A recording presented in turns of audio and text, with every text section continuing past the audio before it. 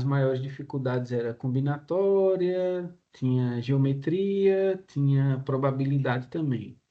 Aí, como eu já trabalhei combinatória e geometria na aula passada, aí eu resolvi trazer alguns exercícios aqui de probabilidade.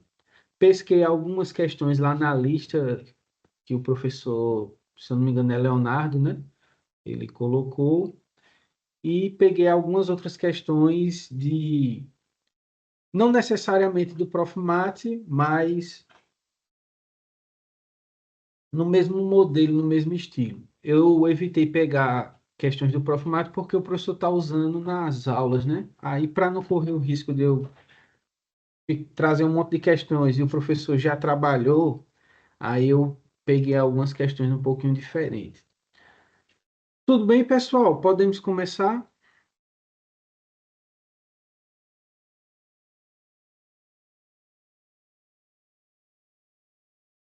Vou entender isso como um sim, beleza?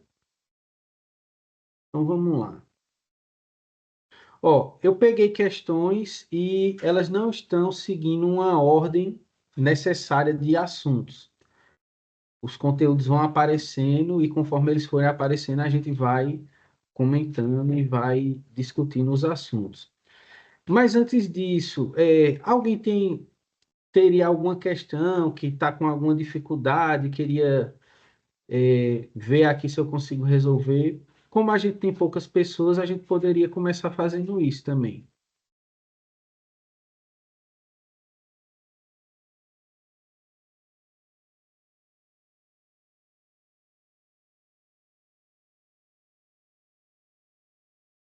Vocês estão me ouvindo?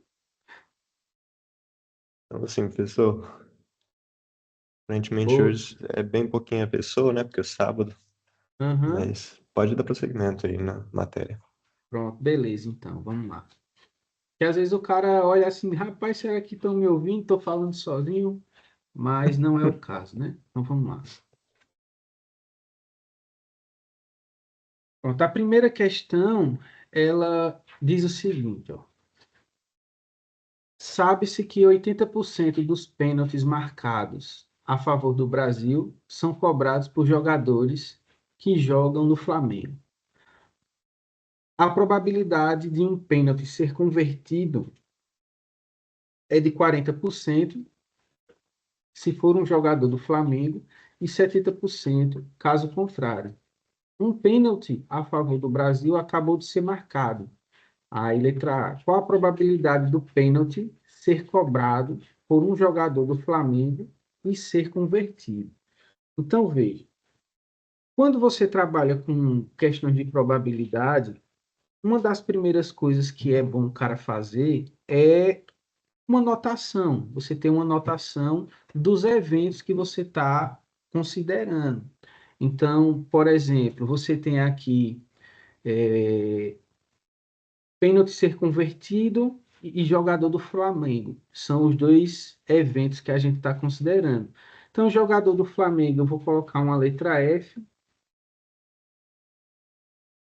Esse F vai representar o pênalti ser cobrado, né? Cobrado por jogador do Flamengo.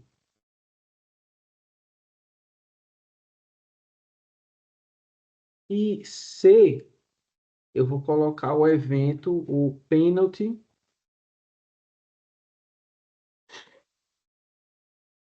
ser convertido.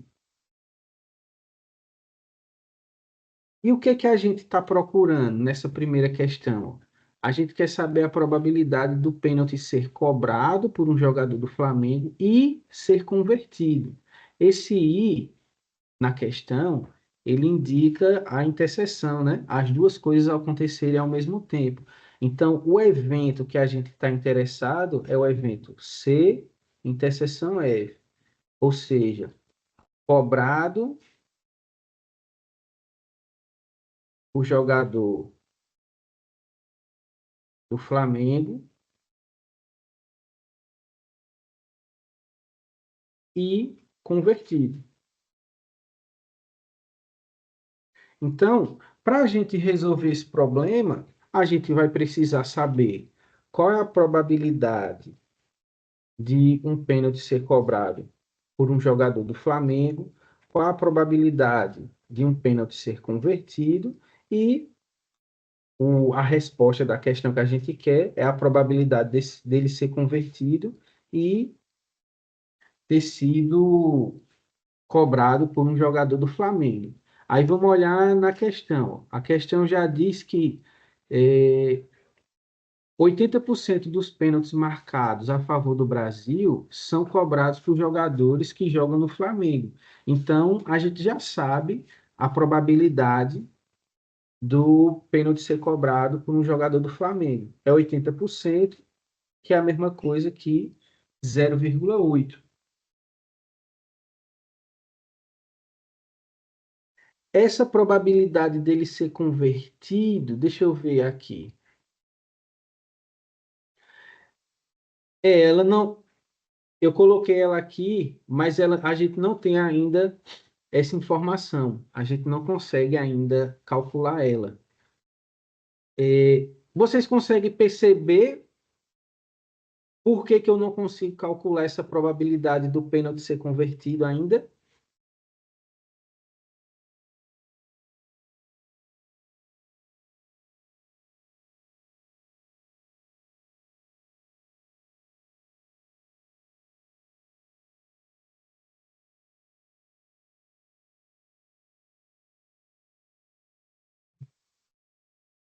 Parece que ainda não perceberam, né? Veja, a probabilidade que eu coloquei aqui, ó, probabilidade do pênalti ser convertido, eu preciso descobrir aqui a probabilidade dele ser convertido, se ele for jogado, se ele for cobrado por um jogador do Flamengo, e se ele for convertido quando ele é cobrado por um cara que não é do Flamengo. Então, isso aqui tem um detalhezinho, não não entra em questão no momento. Mas aí você me pergunta, então como é que eu faço para calcular a probabilidade da interseção se eu não conheço um dos dois, é, um dos dois eventos? Alguém tem uma ideia aí? O que é que a gente pode fazer?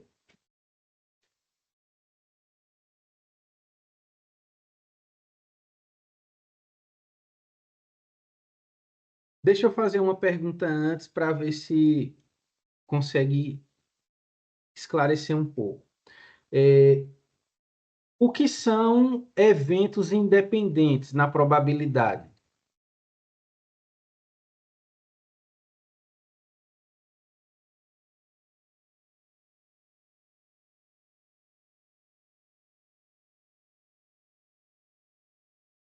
Nada?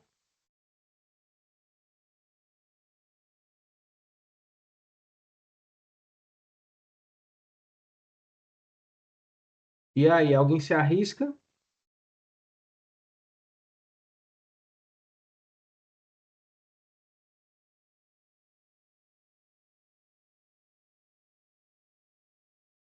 O que são eventos independentes na probabilidade?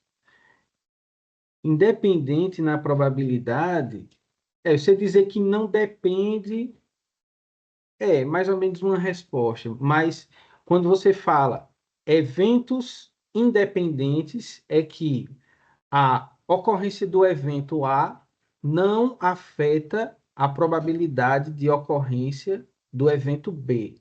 Por exemplo, é, dado que está chovendo, qual é a probabilidade de eu jogar um dado e cair o número 3? Não tem relação nenhuma de dependência entre os eventos. O fato de estar chovendo ou não, não afeta o número que eu vou tirar no dado. Quando você tem essa situação de eventos independentes, a probabilidade da interseção é simplesmente a probabilidade do primeiro multiplicada pela probabilidade do segundo. Porém, a gente tem que fazer a seguinte pergunta: o, o fato de um gol ser convertido, ele é independente do fato do cara que cobrou o pênalti ser do Flamengo, esses eventos são independentes? Me digam aí.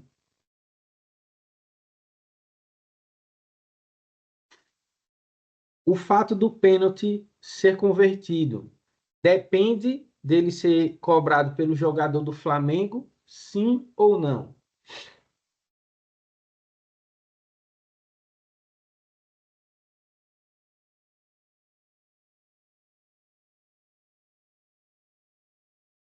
Se a questão tivesse dizendo que não tinha uma relação de dependência, por exemplo, se a questão dissesse, ó, o fato do pênalti ser cobrado, ser convertido, não depende do jogador que está cobrando. Mas você olha até na vida real, pô, você para olhar na vida real, no jogo de futebol. O fato de um pênalti ser convertido depende de quem está cobrando. Então vai depender também do time. É claro, você não tem que ficar usando toda vez fatos da vida real, né, para resolver questões, porque às vezes a questão ela desconsidera a realidade. Mas nesse caso aqui, ó, a própria questão já está dizendo para a gente que os eventos aqui eles não são independentes, porque ó, a probabilidade de um pênalti ser convertido é de 40% se for um jogador do Flamengo e 70% caso contrário. Então, para você calcular a probabilidade da interseção, nesse caso aqui, você tem que fazer o seguinte. Só por questão de nomenclatura, eu vou mudar aqui. Você quer a interseção de o cara é do Flamengo e converteu.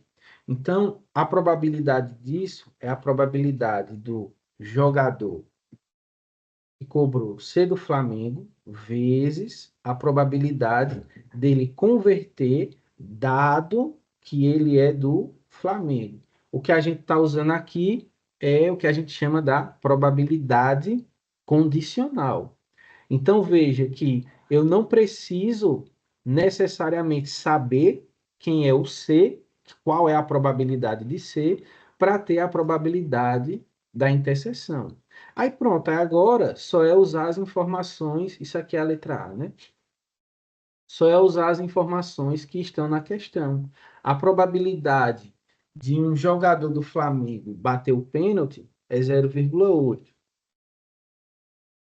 E a probabilidade do pênalti ser convertido, dado que é um jogador do Flamengo, cadê? Tá aqui, né? É 40%. Então a gente coloca aqui o 0,4. Então a resposta aqui vai ser 0,8 vezes 0,4. 8 vezes 4 dá 32, né? Tem dois números depois da vírgula, então fica 0,32. Então a probabilidade do cara ser do Flamengo e converter é 0,32. Eu vou prosseguir. Caso tenha alguma pergunta, vocês podem falar que eu paro e volto à explicação. Na letra B, ele pergunta qual a probabilidade do pênalti ser convertido. Aí é onde entra o, esse elemento aqui, ó, probabilidade do pênalti ser convertido. Aí a gente tem que prestar atenção no seguinte: para o pênalti ser convertido, pode ser um jogador do Flamengo que joga e converte, ou pode ser um jogador que não é do Flamengo e converte também. Então, o que a gente está querendo, na verdade, a probabilidade dele ser convertido pode ser traduzida assim, ó. Probabilidade dele ser do Flamengo e converter, mais a probabilidade dele não ser do Flamengo, aí é o evento complementar, e ele converter. Aí aqui você usa novamente a probabilidade condicional, só que aqui, ó, você já encontrou a probabilidade dele ser do Flamengo e converter, que é 0,32. E a probabilidade dele não ser do Flamengo? Veja, a gente já viu aqui, ó, que 80% jogam no Flamengo. Então, o complementar disso é simplesmente 0,2. E a probabilidade de converter a gente sabe que é igual a... Ah, não, peraí. Peraí, opa! Já estava errando aqui, ó. Mais uma vez, aqui a gente usa a mesma ideia que a gente usou aqui. Então, você tem que pegar a probabilidade dele não ser do Flamengo vezes a probabilidade dele converter o pênalti, dado que ele não é do Flamengo. Então, aqui fica 0,32 mais a probabilidade dele não ser do Flamengo é 0,2. Aí você olha aqui, qual é a probabilidade dele converter, dado que ele não é do Flamengo? Está na questão também, ó. 70% caso contrário. A probabilidade de um pênalti ser convertido é de 40% se ele for do Flamengo e 70% caso contrário. Então, essa probabilidade dele converter, dado que não é do Flamengo, é igual a 0,7. Fazendo as operações aqui, fica 0,32 mais 0,14, e vai dar 0,46. Tudo bem?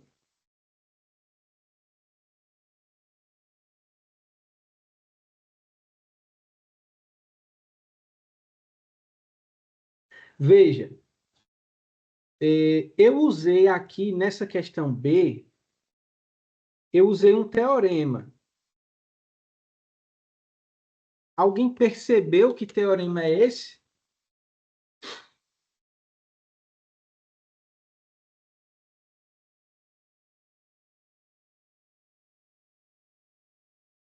E aí, alguém reconheceu o teorema que eu usei?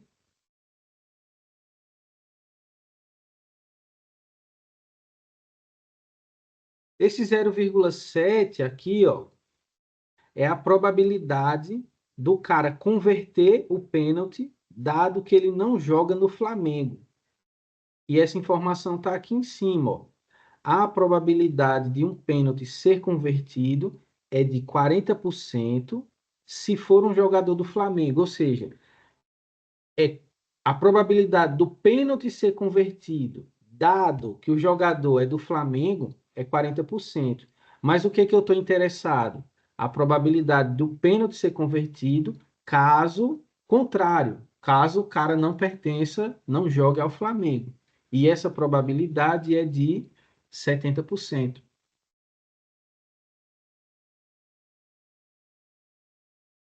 Agora veja, nesse resultado, nessa questão, eu usei um teorema importante da probabilidade.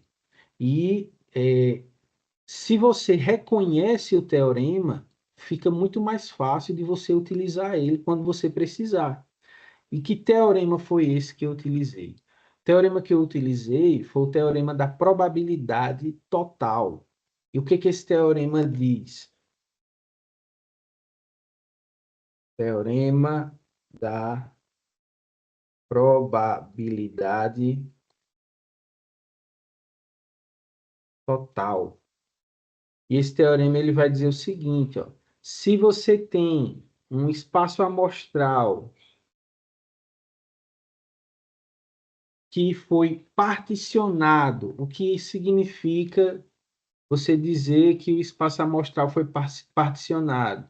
Significa que você separou ele em uma quantidade finita de subconjuntos, tais que a interseção desses conjuntos é vazia, sempre que eles forem diferentes, e que a união de todos esses conjuntos é igual ao espaço amostral. Sempre que você particiona um espaço amostral, você tem essas duas características. Então, a interseção de qualquer dois desses subconjuntos sempre é vazia, quando os subconjuntos são diferentes, e a união deles, esse aí, né, é o nome dos conjuntos, você partiu em N pedaços, quando você juntar todo mundo dá o ômega. E o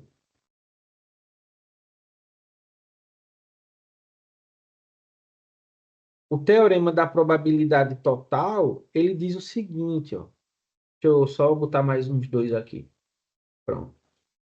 Aí, J e por aí vai. O teorema da probabilidade total, ele diz o seguinte, ó. Se você tem um evento, chama esse evento de B.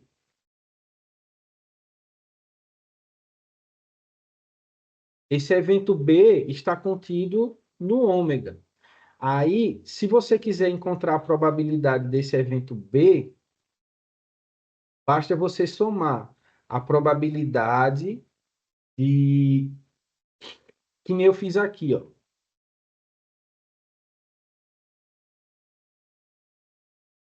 A probabilidade de acontecer o B com o A1, então, A1 interseção B, mais probabilidade de A2 interseção B, e assim por diante, até a probabilidade do AN interseção B. Deixa eu falar de outra forma.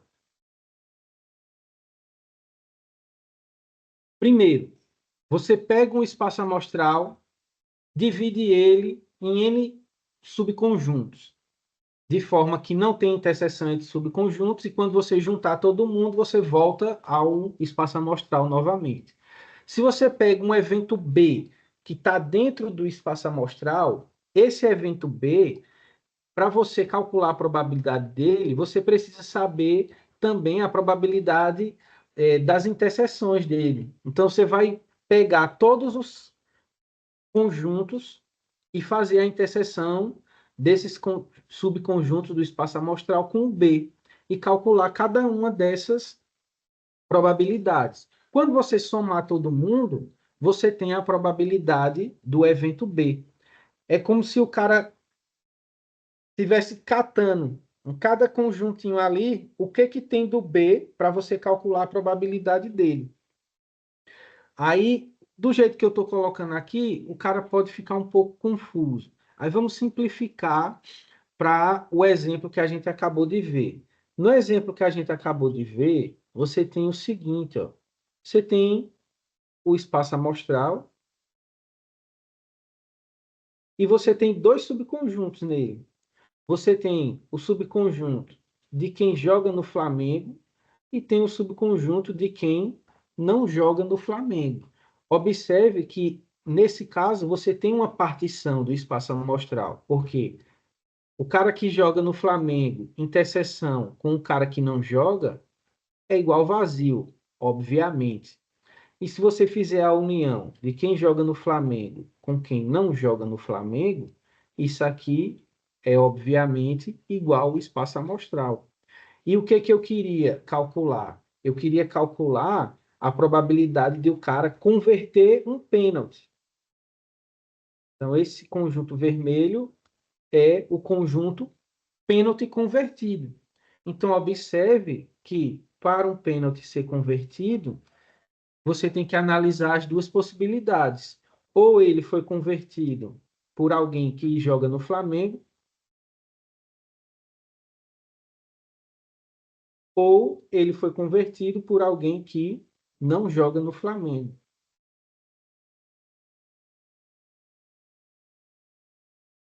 Aí veja, como esses eventos não são independentes, aí você tem que usar o resultado do teorema da probabilidade condicional. Aí aqui nos dois casos eu usei teorema da probabilidade condicional. Aí é onde a gente chega no nosso resultado. Esse primeiro aqui é a probabilidade de jogar no Flamengo e converter dado que joga no Flamengo, e aqui não joga no Flamengo e converter dado que não joga no Flamengo. Somei tudo, encontrei o resultado que eu queria.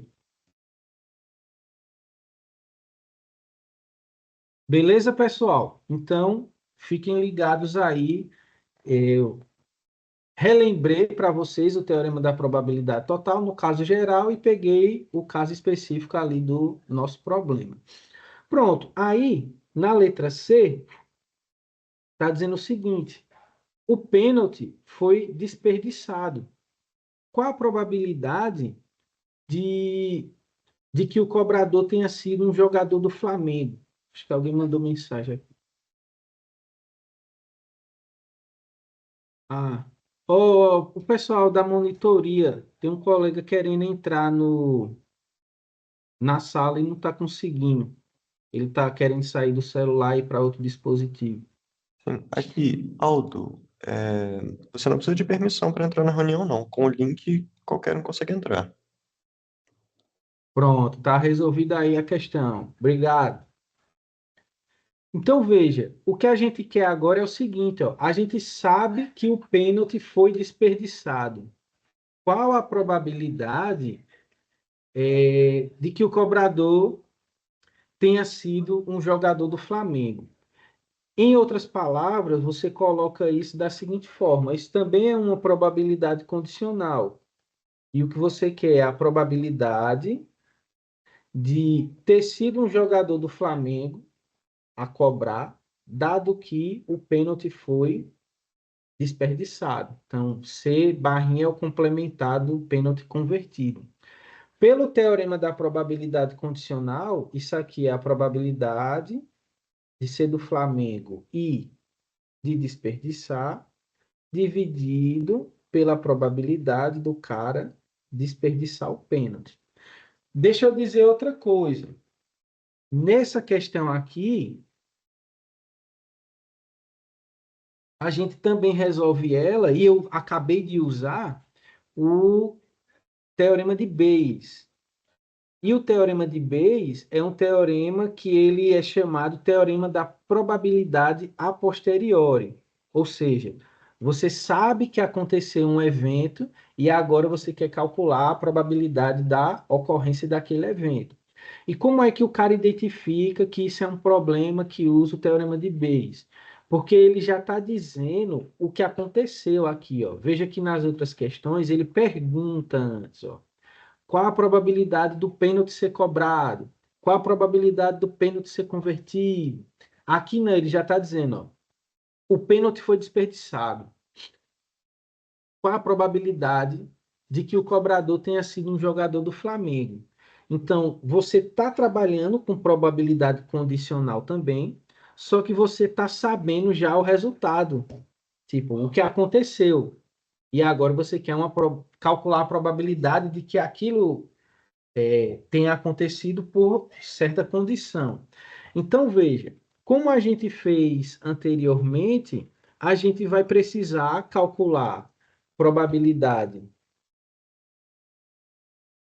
de ser do Flamengo e não converter, e vai precisar calcular a probabilidade de não converter. Vamos começar pela probabilidade de não converter, porque é o teorema da probabilidade total. Então, você tem que olhar o quê? A probabilidade de não converter. Você tem que ver a probabilidade dele ser do Flamengo e não converter, e a probabilidade dele não ser do Flamengo e não converter. Então, isso aqui a probabilidade dele ser do Flamengo é 0,8. E ele não converter,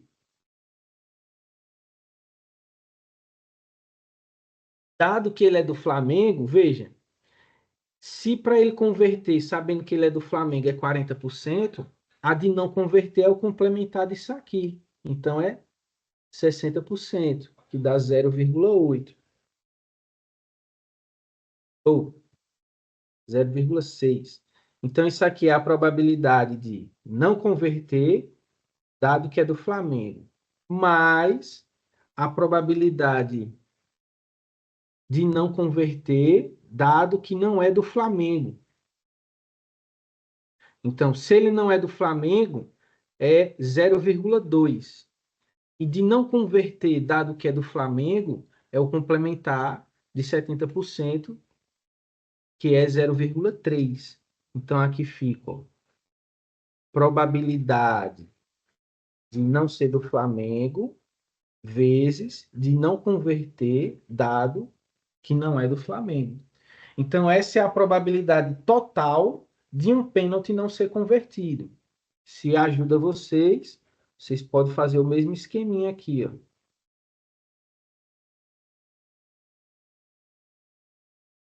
Aqui é Flamengo, aqui é não Flamengo. E aqui é o pênalti não ser convertido. Então, essa primeira parcela é essa interseção aqui, ele é do Flamengo e não converteu o pênalti, e essa segunda parcela é essa interseção aqui. Ele não é do Flamengo e não converteu o pênalti. Aí, beleza, fazendo as contas aqui, ó, quanto é que dá? 0,8 vezes 0,6 mais 0,2 vezes 0,3. 0,54. Beleza. Aí, agora, a gente coloca aqui a probabilidade dele ser do Flamengo e não converter. Só que observe, a gente já calculou essa probabilidade, que é isso aqui, ó. Ser do Flamengo e não converter, que é 0,8 vezes 0,4. Isso aqui dá 0,48, né? Aí pronto, agora é só substituir, ó. Você tem 0,48 dividido por 0,54. Deixa eu dizer outra coisa para vocês, para você perceber que é teorema de Bayes. No teorema de Bayes, você relaciona a probabilidade total com uma de suas parcelas. É porque eu não escrevi na anotação aqui, mas se você parar para observar, isso aqui, ó, é probabilidade Flamengo e não converte, mais probabilidade não é do Flamengo e não converte. Veja que esse resultado que eu tenho aqui, eu estou relacionando a probabilidade total com uma de suas parcelas. Isso aqui, ó, é uma parcela da probabilidade total. Então, o teorema de Bayes, ele tem essas características. Se você quiser anotar para lhe ajudar, é isso. Ele é chamado também de teorema da probabilidade a posteriori, ou seja, você sabe que aconteceu alguma coisa e calcula a probabilidade daquilo ter acontecido. E também ele relaciona a probabilidade total com uma de suas parcelas. Também você vai encontrar isso em alguns livros falando. Alguma pergunta, pessoal? Estou correndo muito, estou muito devagar, está tudo bem?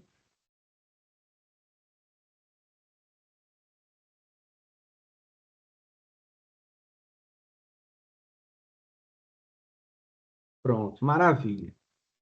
Veja, as questões que eu coloquei aqui em seguida, elas são parecidas. Elas têm elementos que eu já explorei nessa primeira questão. Então, eu vou passar elas, porque eu pensei que eu sempre coloco questões a mais, né? Porque eu penso que não vai dar tempo. Mas vamos pegar outras questões aqui que não estão tão relacionadas com aquela anterior. Se der tempo, eu volto para elas, não tem problema. Mas fica também como exercício para vocês. Pronto. Essa questão aqui, ela é interessante porque é duena, né? Vocês veem algo que realmente acontece na prática. E tem um detalhe aqui que eu gostaria de comentar que é bem interessante. Então, vamos lá, veja só. Uma moeda é lançada 10 vezes. A probabilidade de se obter exatamente 4 caras é igual a. Então, ó, esse tipo de problema, ele está dentro de um problema, de um tipo maior de problema. E esse tipo maior de problema se chama distribuição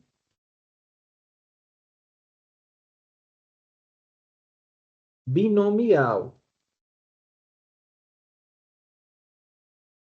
E essa distribuição, ela tem as seguintes características, ó. você tem dois eventos, A e B, com a seguinte característica: a probabilidade de A é igual a P e a probabilidade de B é igual a Q. Tais que P mais Q é igual a 1. Então, ó, esse tipo de problema que tem essas características, eles têm uma resolução parecida. Então, qual é a característica? É um problema onde você tem apenas dois eventos e a probabilidade da ocorrência, a soma das probabilidades desses dois eventos vai dar igual a 1. Aqui é um desses problemas, porque ó, você lança uma moeda. Então, só tem duas possibilidades. Ou ela vai dar cara, ou ela vai dar coroa. Aí veja, aqui o que acontece? Se você repetir esse evento N vezes, repetindo o experimento, né?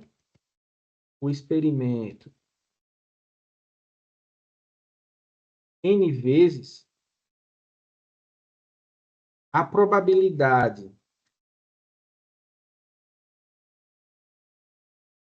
de A ocorrer K vezes é dada por. Veja, você poderia pensar em calcular a probabilidade de B também. É a mesma conta. A gente só focou no A. A probabilidade de A ocorrer K vezes, você coloca assim: A ocorre K vezes. É dada pela seguinte expressão. Você pega a probabilidade de P, de A, né, que é P, eleva a K, vezes a probabilidade de B, que é Q, você eleva a N menos K, de forma que essa soma dos expoentes aqui dá N, né? Quer dizer que aconteceu K vezes esse evento e aconteceu o complementar para dar N, né? Porque você teve N experimentos. Isso tudo você multiplica pelo binomial de N tomado K a K. Por isso que é chamado de distribuição binomial. Aí, deixa eu mostrar aqui para vocês, deixa eu ver se eu encontro aqui rapidinho, um arquivozinho que eu fiz, pronto, para a distribuição binomial do lançamento de moedas. Então, ó, vê só, aqui eu tenho o número de lançamentos e aqui eu contei a quantidade de caras que vai cair, porque eu posso contar caras ou coroas, dá no mesmo. Então, aqui você tem o seguinte, a pergunta: uma moeda é lançada 10 vezes. A probabilidade de se obter exatamente 4 caras é igual a. Então, ó, aqui, por exemplo, o número de lançamento 10 vezes. Aí, o número de caras vai variar de 0 caras até 10 caras. Aqui eu tenho a frequência com que isso acontece e aqui eu tenho a probabilidade. O que eu quero mostrar aqui para vocês é o seguinte, ó.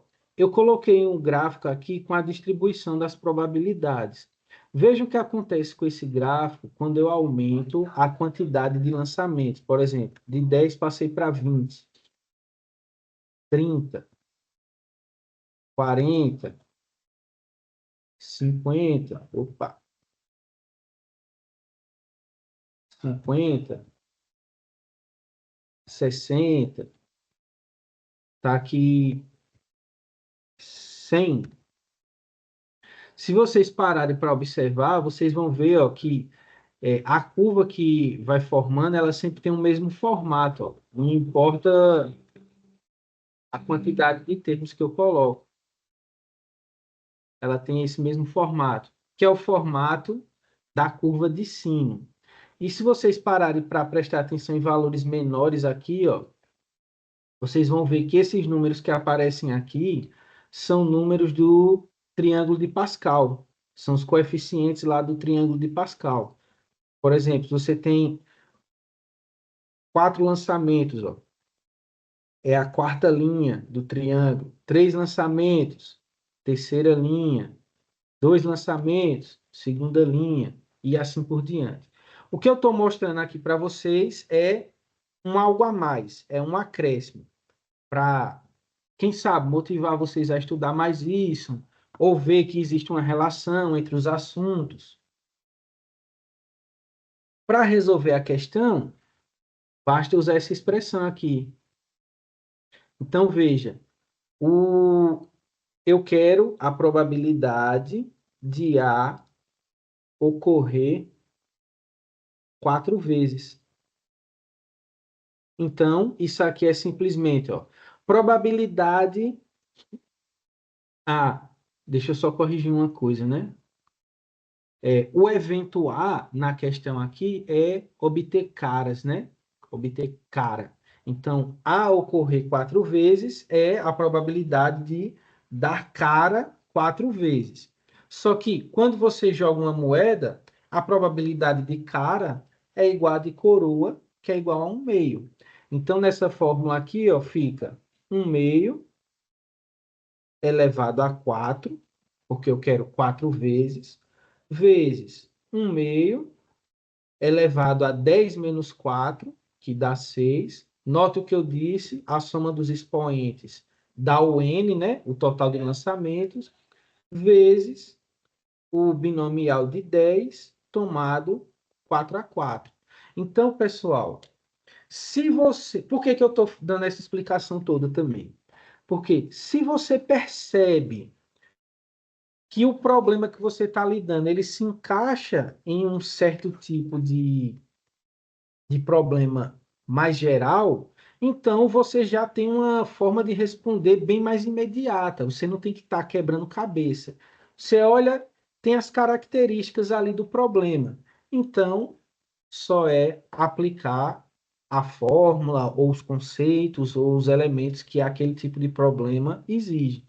Então, aqui, ó, depois que o cara fez isso, acabou o problema. Porque essa multiplicação aqui dá 1 sobre 2 elevado a 10. E o 10 tomado 4 a 4 é o 10 fatorial vezes o 4 sobre o 4 fatorial vezes o 6 fatorial. Então, isso aqui vai ficar 1 sobre 2 elevado a 10, né? É 1 sobre 1024.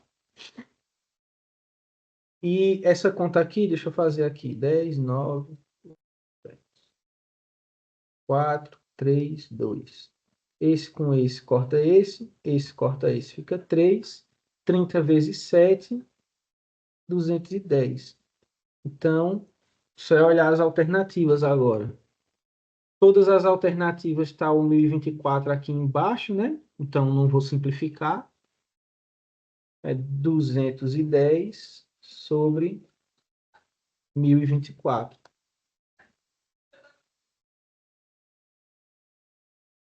Então, a resposta dessa questão é a letra E. Eu recomendo muito vocês que... Eu vou deixar isso aqui lá para vocês mandar o pessoal colocar no Ava. Eu recomendo vocês darem uma olhadinha aqui e tentar fazer assim, ó.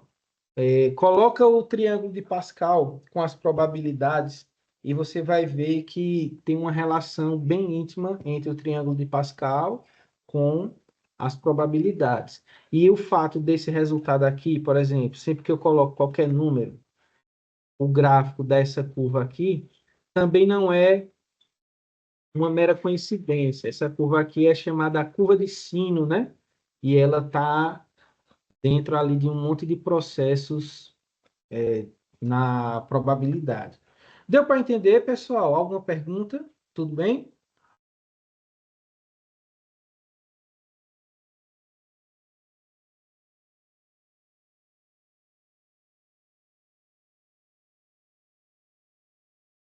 Vou assumir que estão entendendo, beleza? Vamos para a próxima. Então, esse problema você resolve com distribuição binomial. Deixa eu mostrar outra forma de responder, porque às vezes o cara diz, esse assunto aí a gente nem chegou a ver, então fica complicado. Beleza. Vamos resolver ele por meio de eventos independentes. Então, veja, o lançamento de uma moeda cair cara, não interfere no próximo resultado. Os eventos são independentes. Por isso que é muito comum, e isso vale aí a recomendação, que é o seguinte, ó, tem um erro muito grande das pessoas que é assumir que eventos são dependentes quando na verdade eles não são. Por exemplo, se eu fizer essa pergunta, eu sei que um monte de gente, a grande maioria, vai responder errado. E a pergunta é o seguinte: você está jogando, lançando moedas, né? Cara e coroa. E você lançou 50 vezes, e nas 50 vezes deu cara. Qual é a chance do próximo resultado, quando você lançar de novo? Tem mais. Aí o cara pergunta assim: tem mais chance de dar outra cara ou agora dar coroa? A grande maioria das pessoas vai dizer que tem mais chance de dar coroa, só porque aconteceu várias caras sucessivas. Mas na realidade, a probabilidade continua a mesma, tanto de dar cara quanto de coroa. Isso é um erro que muita gente, por exemplo, entra no mercado de ações, comete esse erro, porque associa uma certa independência quando na verdade não há. Então, por exemplo, você tem uma ação que está subindo, subindo, subindo, subindo, subindo, subindo. Aí o cara diz: opa, ela vai começar a cair, porque subiu demais, a probabilidade agora é de cair. Mas se você não tiver os fundamentos daquela empresa, da ação, do mercado como um todo, e você só tentar usar essa lógica, você vai incorrer em erro, porque os eventos não são independentes. A priori, né? É claro que pode ter uma dependência dentro de um mercado, mas a priori não é. Então, você tem que fazer a análise bem detida para não incorrer em erro. Então, beleza. Feita essa observação, vamos responder aqui de outra forma. Sabendo que os eventos são independentes, o que que a gente quer? A gente quer a probabilidade de quatro caras, né? Então poderia ser isso aqui, ó. Cara, cara, coroa, coroa, coroa, cara,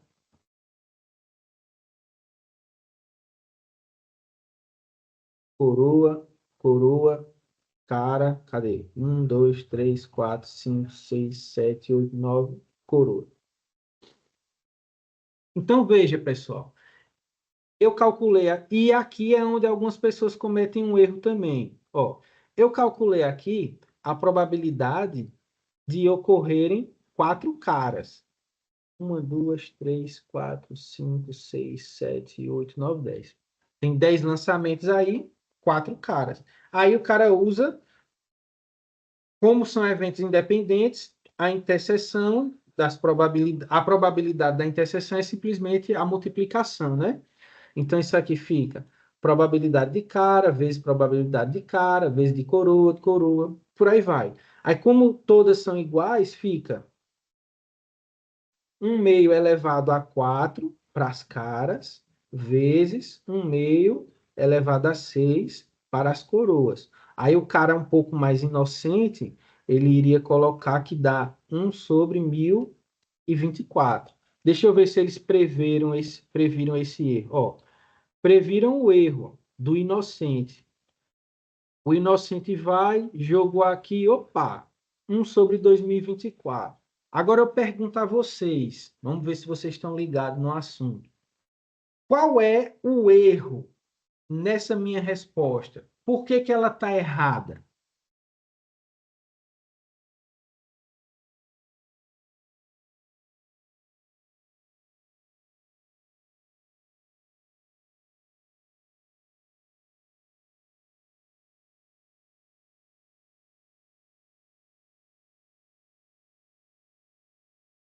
E aí?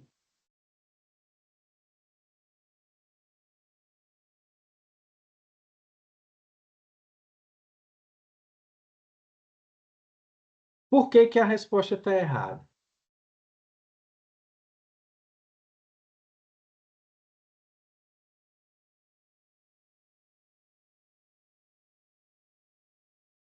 Pronto, exatamente. Porque quando eu fiz a minha resposta aqui, ó, eu estou considerando apenas um evento, quando na realidade não tem uma forma só de fazer isso, né? Então, para corrigir a questão, eu tenho que fazer o quê? Observe que o que eu tenho aqui, ó, o que eu estou procurando, é a permutação com repetição de 10 elementos, onde tem a repetição de 4 e 6 elementos. Então, o que eu estou querendo mostrar aqui também, outra coisa interessante, é que é, você tem uma relação ali, nesse contexto, da permutação com repetição e dos números binomiais. Porque aqui, ó, fazendo a conta direitinho, fica 1 sobre 2 elevado a 10, né? E a permutação com repetição, ó, por que que eu estou usando permutação com repetição? Porque quando eu for mudar o evento, eu só estou trocando os símbolos aqui, né? Só estou fazendo a permutação dos símbolos. Então, estou permutando 10 símbolos, que dá 10 fatorial. Só que dentro desses 10, tem 4 que são iguais, que são as caras, e tem 6 que são iguais também, que são as coroas. Então, veja que, tanto usando o argumento da probabilidade de eventos independentes, você resolve, quanto usando o conceito de distribuição binomial. Só que o conceito de distribuição binomial, ele já é um pouco mais avançado, ele já é um pouco uma generalização desse resultado que a gente acabou de ver. Beleza, acho que vocês conseguiram perceber aí pela resposta lá no chat. Então vamos prosseguir. Vamos outra de Duena. Jogando-se 4 vezes um dado comum de 6 faces, não viciado, qual a probabilidade de obtermos um resultado maior ou igual a 5 apenas na quarta jogada? Vamos lá.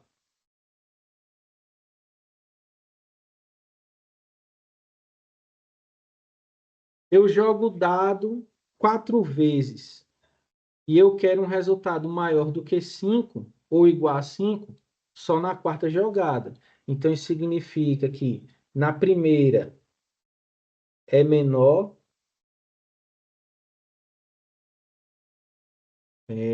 aqui eu quero maior do que ou igual, né? Então, é menor do que 5. Na segunda também.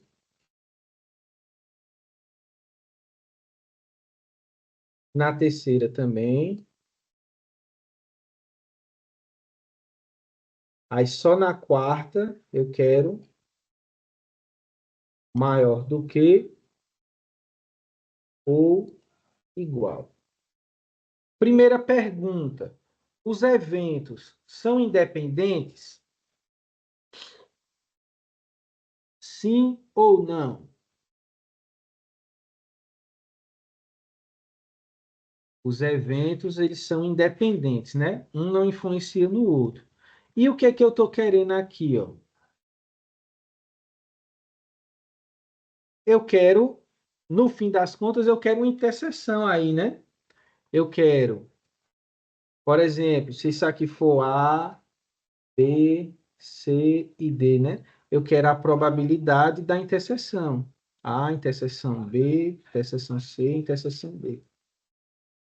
Aí pronto, como os eventos eles são independentes, basta calcular as probabilidades individuais e multiplicar. Então, isso aqui é P de A vezes P de B, vezes P de C, vezes P de D. Então, isso aqui vai ficar. Qual é a probabilidade de você jogar e dar menor do que 5? Menor do que 5 é 1, 2, 3 e 4, né? Então, aqui é 4 sobre 6. Aqui é a mesma coisa. 4 sobre 6, 4 sobre 6. E dá maior do que ou igual a 5. Eu escrevi, deixa quieto. É 2 em 6, né? Então, aqui fica 4 em 6 elevado a 3 vezes 2 em 6 elevado a 1. Se vocês pararem para observar, isso aqui também é uma distribuição binomial. Você tem aqui, ó, a probabilidade de um evento vezes a probabilidade do complementar. E o número binomial que você tem aqui é o 4 tomado 3 a 3. É claro, não era necessário saber disso para resolver a questão. Eu só estou mostrando o que está por trás ali para vocês ficarem ligados que o negócio é um pouco mais amplo, né? Então, aqui, eu não vou fazer essa conta, é melhor simplificar aqui e fazer a conta, né? Dividindo todo mundo por 2 aqui, em cima fica 8, e embaixo fica 3, 3, 3, 3, que dá 81, né? 3 vezes 3 vezes 3 vezes 3. Então, a probabilidade é 8 sobre 81. E aqui a resposta dessa questão é a letra A. Tudo bem, pessoal? Alguma pergunta, algum comentário? Temos uma dúvida aqui, professor. Diga. Luciana, seu microfone está liberado, Luciana. Olá, bom dia. Professor, só uma sugestão. Para facilitar a visualização aqui, nas próximas, se houver possibilidade, seria interessante fazer a resolução da questão com o enunciado à vista, que às vezes a gente quer recorrer ao enunciado e fica difícil. É só para melhorar um pouquinho, se puder, tá? Obrigada. Pronto, tá certo.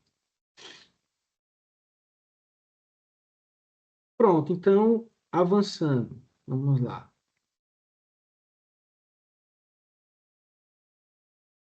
Da produção diária de peças de uma determinada máquina, 10% são defeituosas e retiram-se 5 peças da produção dessa máquina num determinado dia. Qual a probabilidade de que, no máximo, 2 sejam boas, pelo menos 4 sejam boas, exatamente 3 sejam boas, pelo menos uma seja defeituosa? Então, veja, primeiro aí vamos organizar, que nem eu disse, geralmente problema de probabilidade é bom o cara organizar as ideias. Então, está dizendo que da produção diária dessa máquina, 10% são defeituosas. Então, vou colocar assim: probabilidade de ser defeituosa é igual a 10%.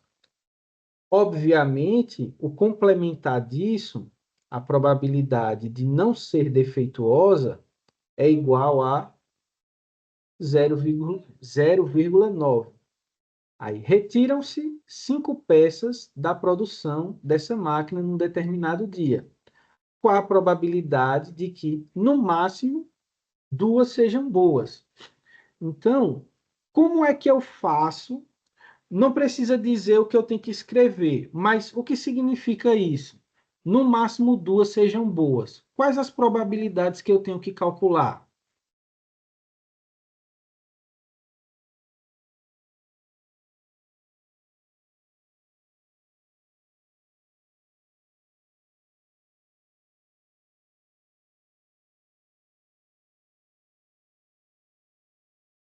Tem 2 formas de fazer essa questão. Tem 2 maneiras.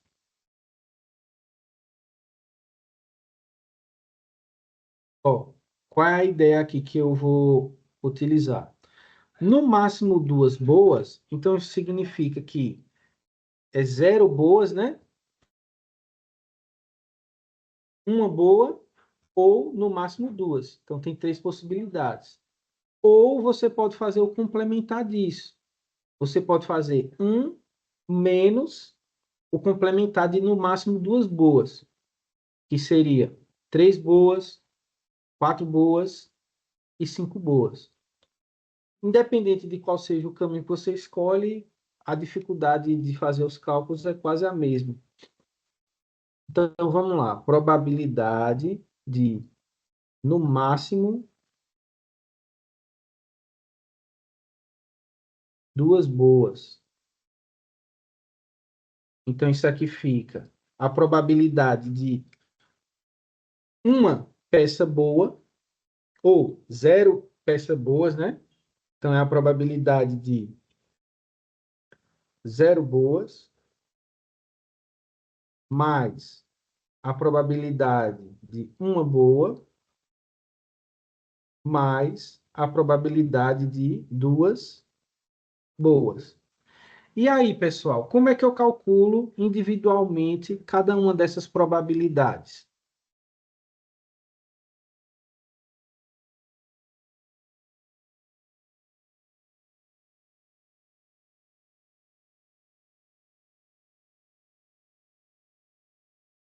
Exatamente.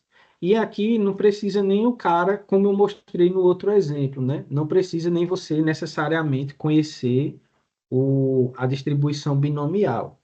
Mas como é que fica? Ó? Probabilidade de 0 boas, ou seja, as 5 são ruins.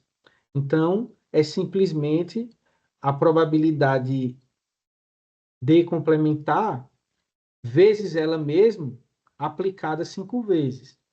Então, isso aqui é 0,9 elevado a 5. Aí, a probabilidade de uma boa, lembre que pode acontecer assim, ó. Ela... Opa, peraí.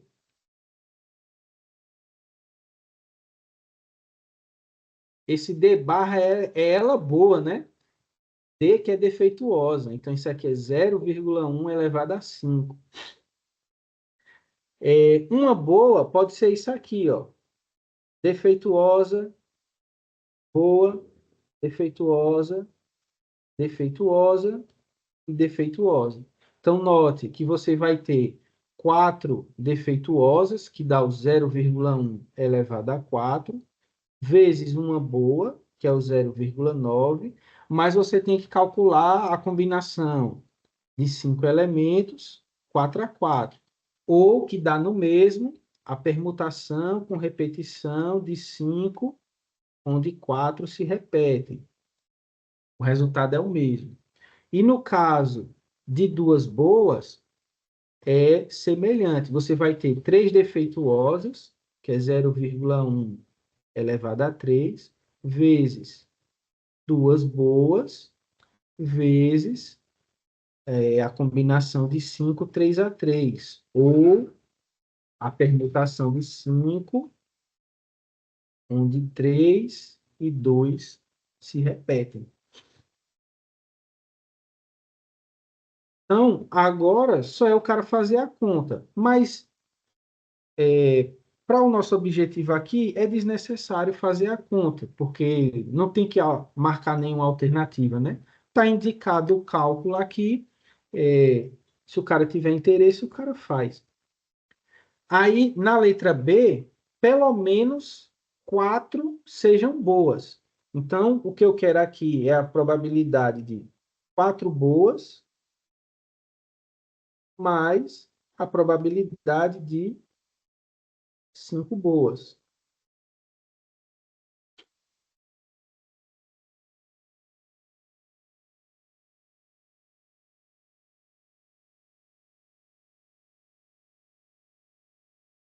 Pronto, só é fazer de novo. Ó. Probabilidade de 4 boas. Então, é 0,9 elevado a 4, né?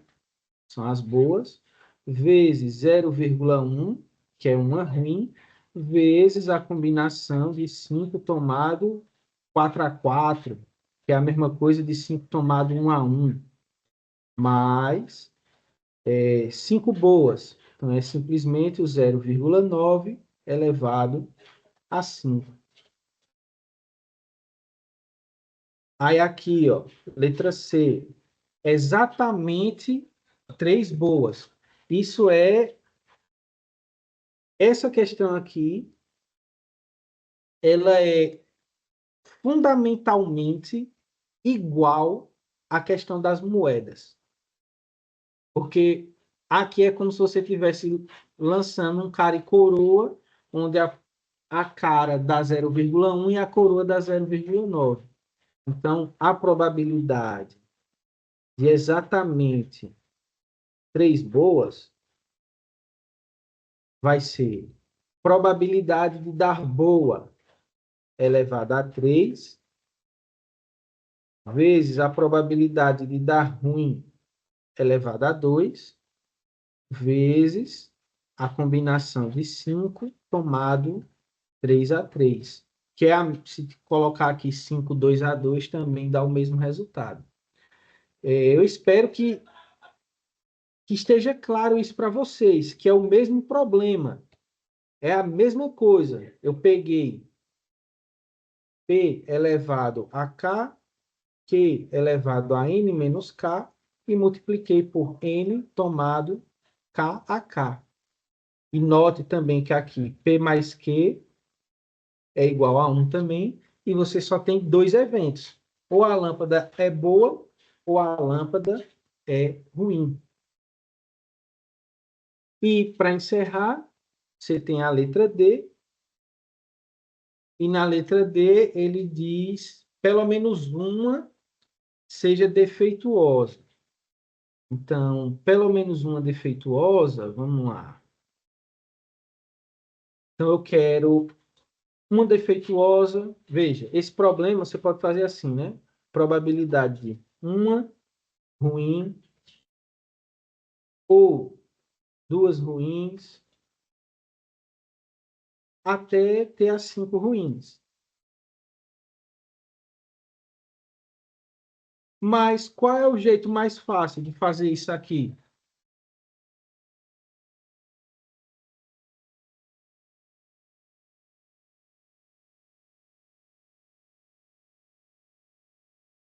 Pelo menos uma ruim é a mesma coisa do quê?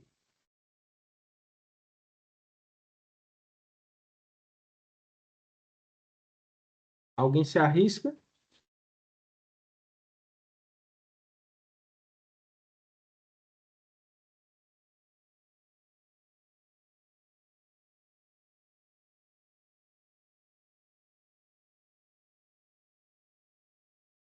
Quase isso.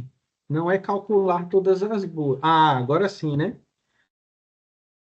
Ó, se vocês pararem para perceber, ó, se eu colocar aqui mais a probabilidade de 0 ruins,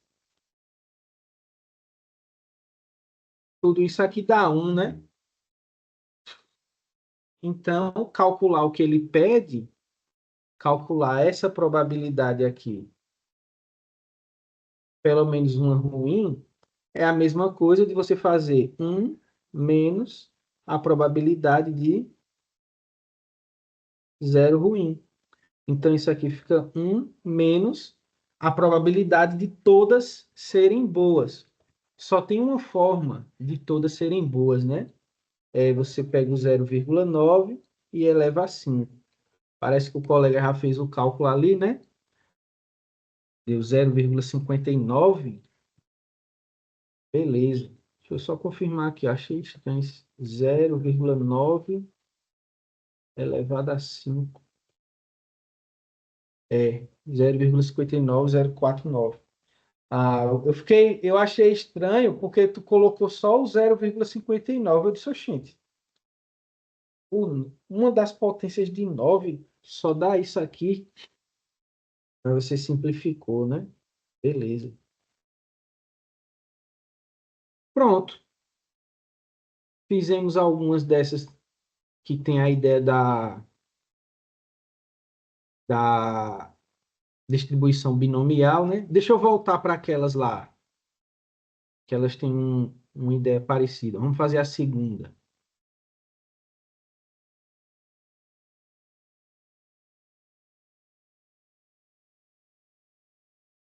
Questão 2. uma rifa foi organizada entre os 30 alunos da turma do Pedro. Para tal, 30 bolinhas numeradas de 1 a 30 foram colocadas em uma urna. Uma delas foi, então, retirada da urna. No entanto, a bola caiu no chão e se perdeu.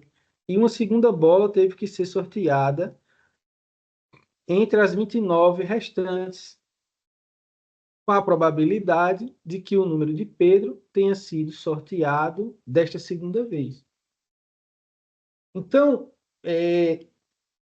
se a gente parar para olhar direitinho, essa questão ela vai usar um dos dois teoremas que a gente discutiu lá no começo da aula. Ou ela vai usar, assim, né? Não é obrigatório que isso aconteça um dos dois, eu já estou dando a dica, né? Ou ela vai usar o teorema de Bayes, ou ela vai usar o teorema da probabilidade total. Aí, como é que você identifica qual dos dois é? Olha, nas características do problema. Esse problema, ele está interessado numa probabilidade a posteriori, ou ele está interessado em todas as maneiras de uma forma acontecer, de um determinado evento acontecer. E aí, o que vocês acham?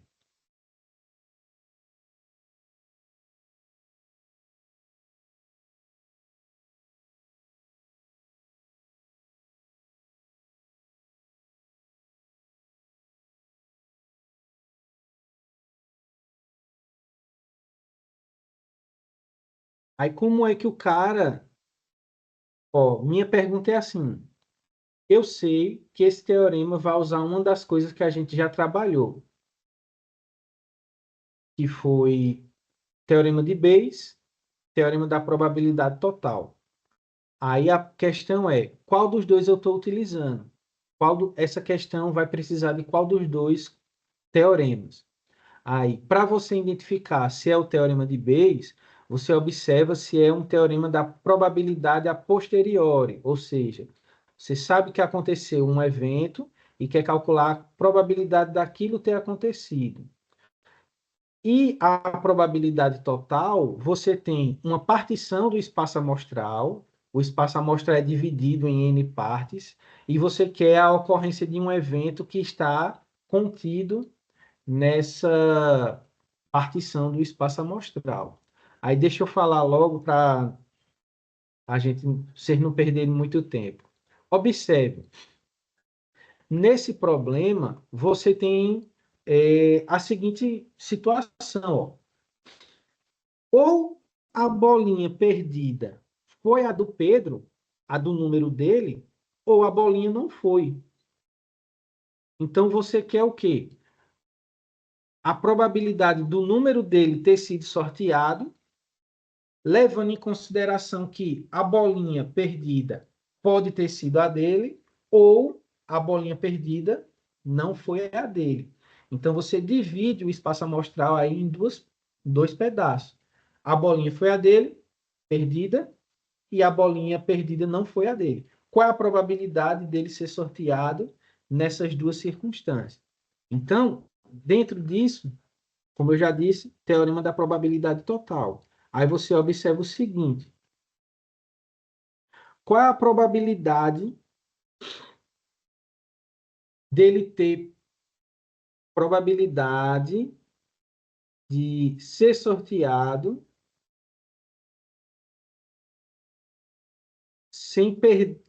Eita, como é que eu... Deixa eu simplificar isso aqui. Vou colocar aqui A, P de A, é a probabilidade dele ser sorteado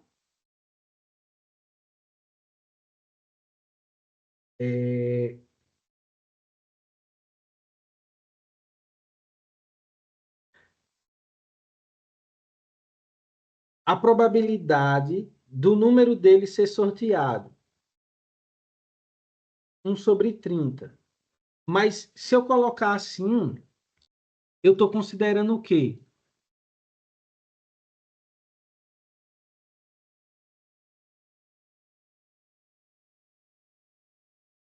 Não, acho que a forma que eu coloquei a pergunta não está interessante. Deixa eu melhorar isso aqui.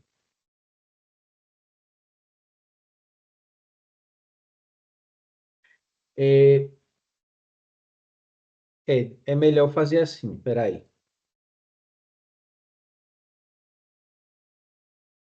Eu vou perguntar aqui assim, ó. Probabilidade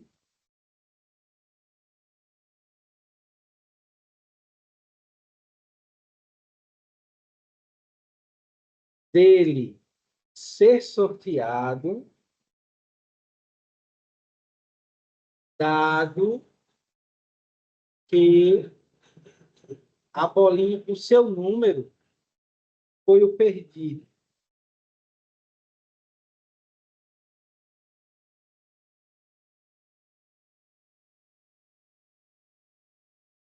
Ó, vamos ver se vocês estão acompanhando o meu raciocínio.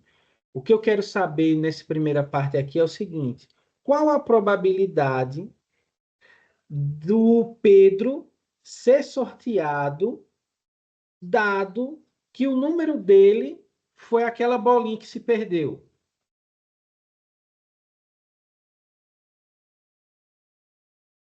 A probabilidade é zero. Beleza. Só que essa probabilidade zero, eu posso escrever isso aqui é uma probabilidade condicional, né? Isso é a probabilidade dele ser sorteado, dado que o seu número foi perdido. Então, a probabilidade dele ser sorteado é 1/30.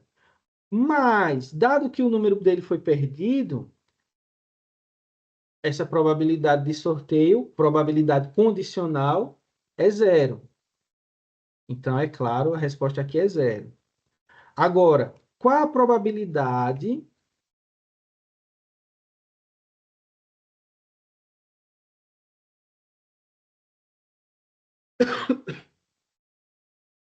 dele ser sorteado, dado que o seu número não foi perdido?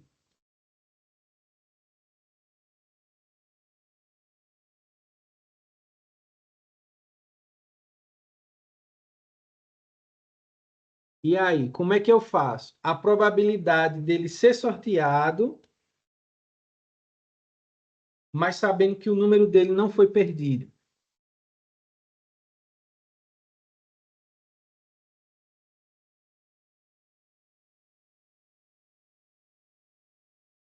Deixa eu ver se eu ajudo vocês. Ó, esse 1/30 aqui é a probabilidade do número dele ter sido perdido.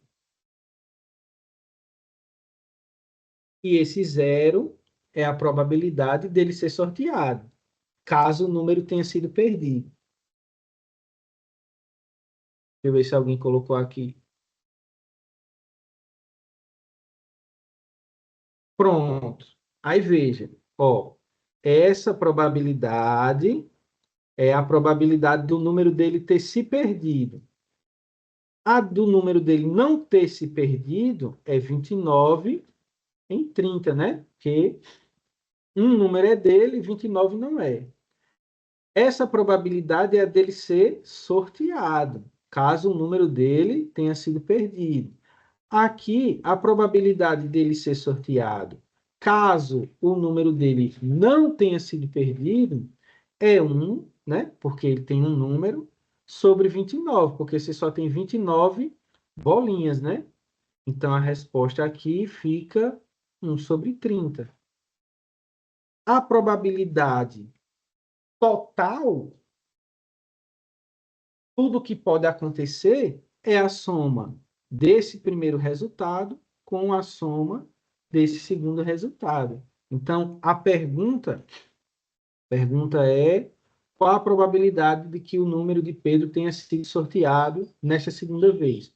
A probabilidade é só somar 0 com 1/30, que vai dar exatamente 1/30.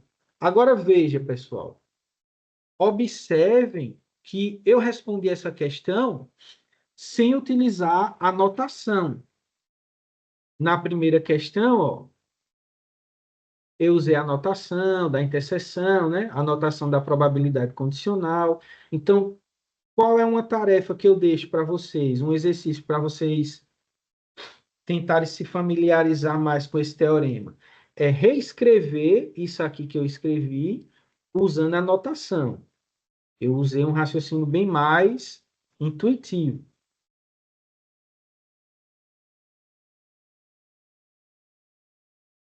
Alguma pergunta, pessoal?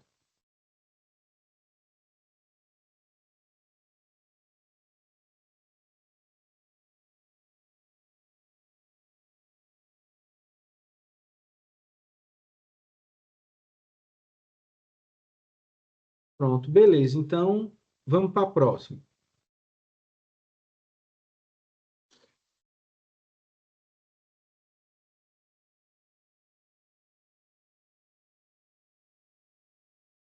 É bocada. Probabilidade tem essas coisas. É probabilidade combinatória. O cara, você nunca sabe o suficiente. Sempre tem alguma coisa para você aprender.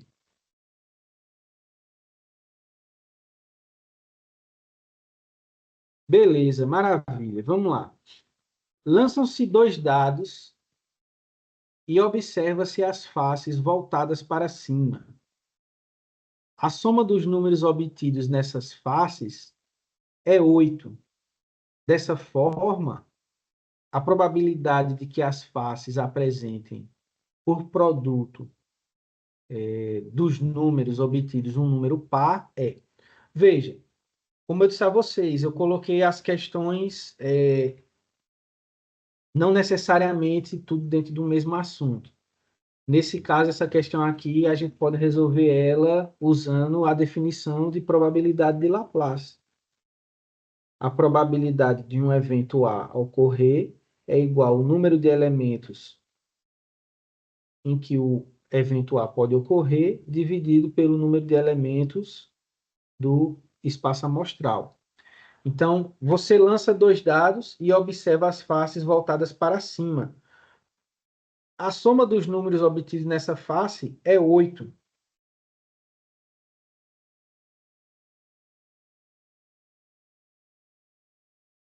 Então, veja, o evento A, quais são os resultados que pode dar 8 quando você joga um dado? Ou melhor, quando você joga dois dados, né? É 2 e 6, né? 3 e 5, 4 e 4, 5 e 3 e 6 e 2.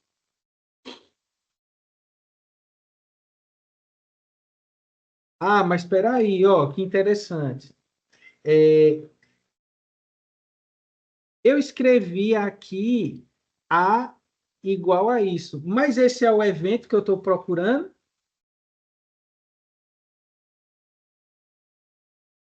Duas perguntas. Esse é o evento que eu estou procurando? E a segunda pergunta é: quem é o espaço amostral? Porque, como está falando de dois dados aí, o cara pode ser levado a já dar uma resposta imediata, né?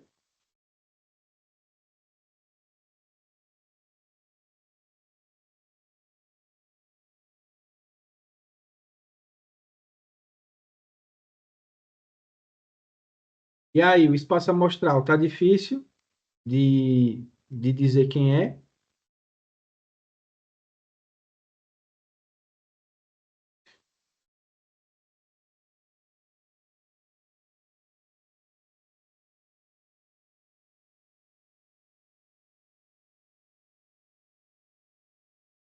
Pronto. Foi isso que eu observei, ó. O espaço amostral não é 36. O espaço amostral é esse cara aqui, ó. Porque, veja, lançam-se dois dados e observa-se as faces voltadas para cima.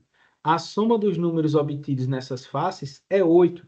Quando ele diz que a soma é 8, então, quais são todos os resultados possíveis cuja soma dá 8? Só isso aqui, pô. Só pode acontecer isso. O evento A, por isso que eu comecei escrevendo A aqui, e depois eu disse, opa, peraí, não é bem assim, não.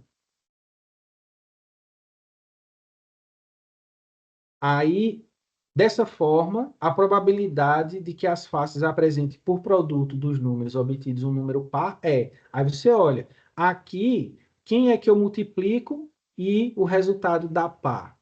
É o 2 com 6, né? Que dá 12. O 4 com 4, que dá 16. E o 6 com 2, que também dá 12.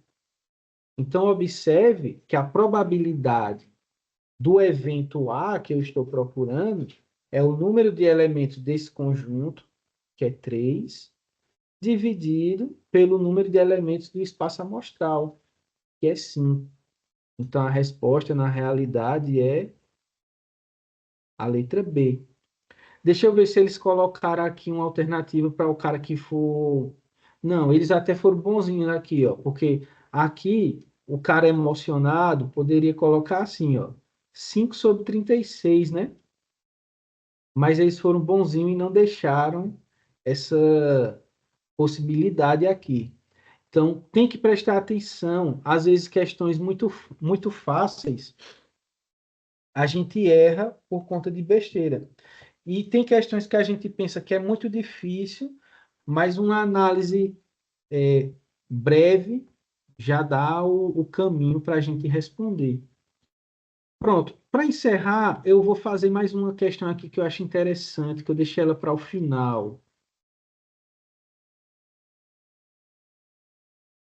Que é o tipo de questão que, tipo, parece muito fácil, e é fácil, mas se o cara não prestar atenção nos detalhes, aí o cara se complica. E eu já vou adiantar também, isso aqui é mais um exemplo do teorema da probabilidade total. Então vamos lá. A probabilidade de que a porta de uma casa esteja trancada à chave é 3/5. Há 10 chaves em um chaveiro. Qual a probabilidade de que um indivíduo entre na casa, podendo utilizar, se necessário, apenas uma das chaves, tomada ao acaso do chaveiro? Então, veja, essa situação tem um espaço amostral também. Espaço amostral, lembre, são todas as possibilidades, né? Então, quais são todas as possibilidades aí? É o cara chegar e a porta está aberta, ou o cara chegar e a porta está fechada, né? Só tem essas duas possibilidades. Então, você separou o espaço amostral aí. E aqui você quer qual a probabilidade de que o indivíduo entre na casa podendo utilizar, se necessário, apenas uma das chaves. Então, esse evento aí, ele está aqui nessas duas partes, né? Porque veja que tem o se necessário aqui. Se necessário, ele usa uma chave. Tá aqui, ó. A porta está fechada e ele usa uma chave. Mas, se não for necessário, é porque a porta está aberta, né? Então, é essa situação aqui. Aí, você tem o seguinte, ó. Qual é a probabilidade do cara entrar, né? Eu vou colocar aqui, ó. Probabilidade de entrar. Primeiro, se a porta estiver aberta, aí ele não tem que usar chave nenhuma. Se a probabilidade de estar trancada é 3/5, a de estar aberta é 2/5.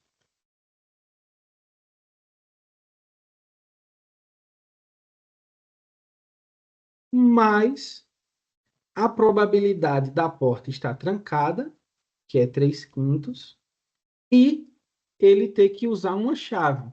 Como tem 10 chaves no chaveiro, então a probabilidade dele entrar com apenas uma utilização é 1 em 10.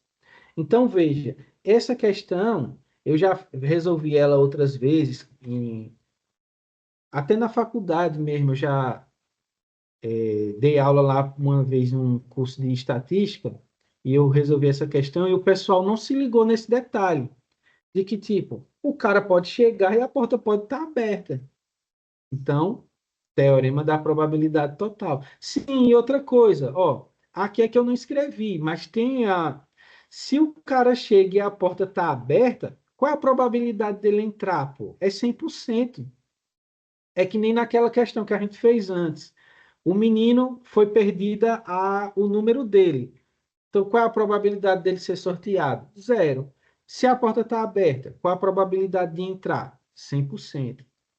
Aí, o comentário interessante que eu gosto de fazer aqui é o seguinte, ó, observe. Se em vez de 10 chaves, o cara tivesse N chaves, essa probabilidade de entrar, ela seria igual a 2 quintos mais 3 quintos vezes 1 sobre N. E o que que esse resultado mostra para a gente? O que que essa generalização mostra? Essa generalização mostra que quando o N cresce, que a gente representa assim, né? N tende ao infinito, a probabilidade de entrar, ela tende a 2 quintos. Por quê? Porque, ó, se o N cresce, então essa divisão 1 sobre N vai ficando cada vez menor, ao ponto de vai chegar um momento que o N vai crescer tanto que isso aqui vai se aproximar de zero. Se aproxima de zero, então isso aqui também vai para zero.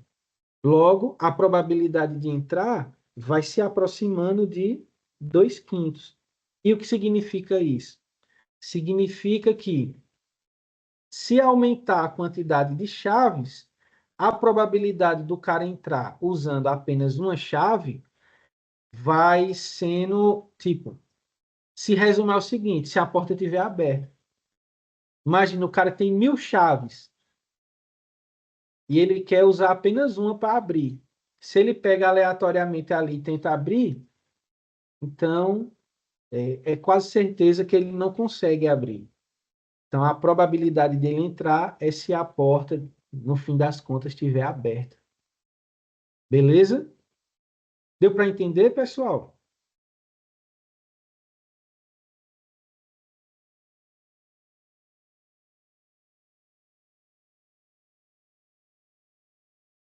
Pronto. Então, eu vou fazer o seguinte, ó, eu vou deixar para o pessoal colocar lá no AVA essas observações aqui, né, os rascunhos, e não vou responder, tem duas questões ainda, eu não vou responder, vou deixar para vocês treinarem. E caso vocês tenham dúvida, queiram perguntar, aí vocês podem perguntar e eu, dentro do, quando eu for organizando meu tempo aqui, eu vou e respondo para vocês. Ficou duas questões. Eu posso confirmar se está ok, se precisa melhorar alguma coisa, tudo bem? Então, é isso. E eu vou mandar também esse arquivo Word aqui com a distribuição binomial. É interessante até para o cara for dar uma aula, o cara explica, é legal. Fica aí ao critério de vocês como vocês queiram usar. Beleza? Então, caso alguém tenha algo a dizer, pode falar agora ou cale-se para sempre.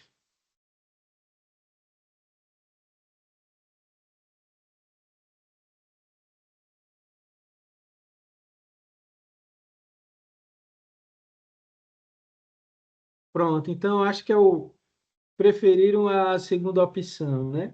Então, um abraço para todos, até o nosso próximo encontro e continue estudando que vocês estão no caminho certo. O caminho da gente na educação é esse, ou o cara sai fora dele, né? Ou o cara se capacita e se torna cada vez um profissional melhor, porque é a única chance que a gente tem de melhorias para a educação, né?